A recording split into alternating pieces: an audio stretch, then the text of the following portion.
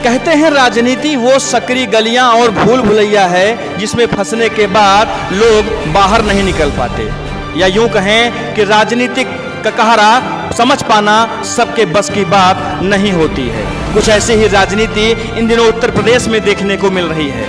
यहाँ पर कुछ ऐसी जोड़ियाँ, कुछ ऐसे गठबंधन बन रहे हैं जो सबको चौंका दे रहे हैं। बात कर लेते हैं प्रतापगढ़ की। प्रतापगढ़ में हाल ही में संपन्न हुए जिला पंचायत अध्यक्ष चुनाव में एक चौंकाने वाली जोड़ी सामने आई। जी हाँ, हम बात कर रहे हैं एक दूसरे के धुर राजनीतिक प्रतिद्वंदी माने जाने वाले रघुराज प्रताप सिंह राजा भैया और प्रमोद तिवारी की। कांग्रेसी दिग्गज प्रमोद तिवारी और जनसत्ता पार्टी के अध्यक्ष रघुराज प्रताप सिंह राजा भैया का गठजोड़ भी कभी होगा और दोनों एक साथ एक प्रत्याशी को जिताने के लिए जद्दोजहद करेंगे, ये शायद ही किसी ने सोचा हो। लेकिन प्रतापगढ़ की राजनीति में इस बार कुछ ऐसा ही देखने को मिला। यहाँ पर राजा भैया और प्रमोद तिवारी ने मिलकर एक जिला पंचायत अध्यक्ष के प्रत्याशी का समर्थन किया और उसे चुनाव में विजयश्री भी दिलवा दी। प्रमोद तिवारी और राजा भैया के सदस्यों ने एक ही प्रत्याशी को वोट किया। प्रतापगढ़ में माधुरी देवी पटेल को जनसत्ता दल ने जिला पंचायत अध्यक्ष का प्रत्याशी बनाया था, जिसको कि प्रमोद तिवारी के सदस्यों ने भी सपोर्ट किया और प्रमोद तिवारी ने जीत के बाद अपने सदस्यों को, अपने कार्यकर्ताओं को मिठाइयाँ भी खिलाईं। ये ऐसा राजनीतिक गठजोड़ था जिसकी चर्चा पूरे देश में की जा रही है। सबसे पहले बात कर लेते हैं प्रमोद तिवारी के राजनीतिक कैरियर की। कांग्रेस में एक चमकता सितारा कहे जाने वाले प्रमोद तिवारी की राजनीति का अध्याय बेहद स्वर्णिम रहा है। प्रमोद तिवारी ने 1979 में राजनीति में कदम रखा। 1979 में पहली बार वह साधन सहकारी समिति संग्रामगढ़ के अध्यक्ष चुने गए। 1980 में विधानसभा के आम चुनाव में कांग्रेस ने उन्हें रामपुर खास विधानसभा से अपना प्रत्याशी बनाया। पहले ही चुनाव में उन्हें क्षेत्र के लोगों का जबरदस्त समर्थन मिला और इसी का नतीजा रहा कि वो पहले ही बार में चुनाव जीतकर विधानसभा पहुंचने में कामयाब रहे। 1980 में शुरू हुआ प्रमोद तिवारी के जीत का सफर लगातार 2012 तक बरकरार रहा। वो 9 बार अपने क्षेत्र के विधायक चुने गए और उन्हें आदर्श विधायक का खिताब भी मिला। प्रमोद तिवारी लगातार 9 बार एक ही पार्टी, एक ही सिंबल से चुनाव जीतने वाले ऐसे नेता बने जिन्होंने रिकॉर्ड बुक में अपना नाम दर्ज करा। साल 2012 में हुए चुनाव में उन्होंने अपनी विरासत अपनी बड़ी बेटी आराधना मिश्रा मोना को दे दिया। आराधना मिश्रा मोना भी ये चुनाव जीतने में कामयाब रही और अपने पिता की विरासत को जीत के साथ आगे बढ़ाया।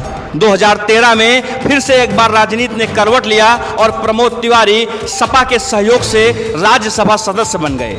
2013 में उनका राज्यसभा का कार्यकाल शुरू हुआ जो कि 2 अप्रैल 2018 तक चला। 2018 के बाद से प्रमोद तिवारी किसी भी संवैधानिक पद पे नहीं हैं, लेकिन कांग्रेस में उनकी उपयोगिता आज भी वही बनी हुई है जैसी कि 1980 के बाद से उनकी राजनीति शुरू करने के समय पर थी। प्रमोद तिवारी इस समय all India Congress working committee में सदस्य हैं। इस कमेटी में पूरे देश में सिर्फ 29 लोग ही शामिल किए गए हैं। ऐसे में प्रमोद तिवारी हर चुनाव में कांग्रेस के स्टार प्रचारक रहते हैं और हमेशा पूरे देश की राजनीति में प्रमोद तिवारी अपना एक दखल रखते हैं। अब आइए बात करते हैं रघुराज प्रताप सिंह राजा भैया के राजनीतिक कैरियर की। राजा भैया के राजनीतिक कद और उसकी ऊंचाइयों की चर्चा करने से पहले आइए बात कर लेते हैं राजा भैया की निजी जिंदगी की। रघुराज प्रताप सिंह राजा भैया का जन्म 31 अक्टूबर 1967 को प्रतापगढ़ के भदरी रियासत में हुआ। वह राजा उदय प्रताप सिंह और माता श्रीमती मंजुल राजे की इकलौती संतान थे। इनके दादा राजा बजरंग बहादुर सिंह स्वतंत्रता संग्राम सेनानी थे और हिमाचल प्रदेश के राज्यपाल भी थे। रघुराज प्रताप सिंह के पिता राजा उदय प्रताप सिंह विश्व हिंदू परिषद एवं राष्ट्रीय स्वयंसेवक संघ के मानद पदाधिकारी भी रह चुके हैं। इनकी माता मंजुल राजे भी एक शाही परिवार से ताल्लुक रखती हैं। राजा भैया अपने परिवार के एक ऐसे सदस्य थे जिन्होंने पहली बार राजनीति में प्रवेश किया था। रघुराज प्रताप सिंह प्राथमिक शिक्षा नारायणी आश्रम इलाहाबाद के महाप्रभु बाल विद्यालय में हुई थी। 1985 में Bharat scout and guide high school से 10वीं और 1987 में इंटरमीडिएट की पढ़ाई उन्होंने पूरी की। उसके बाद लखनऊ विश्वविद्यालय से इन्होंने कानून में स्नातक की डिग्री ली। राजा भैया को घुड़सवारी एवं निशानेबाजी का भी बेहद शौक रहा है। राजा भैया का विवाह बस्ती रियासत की राजकुमारी भानवी देवी से हुआ। इनके 2 पुत्र शिवराज एवं ब्रजराज एवं 2 पुत्रियां राघवी और ब्रजेश्वरी भी हैं।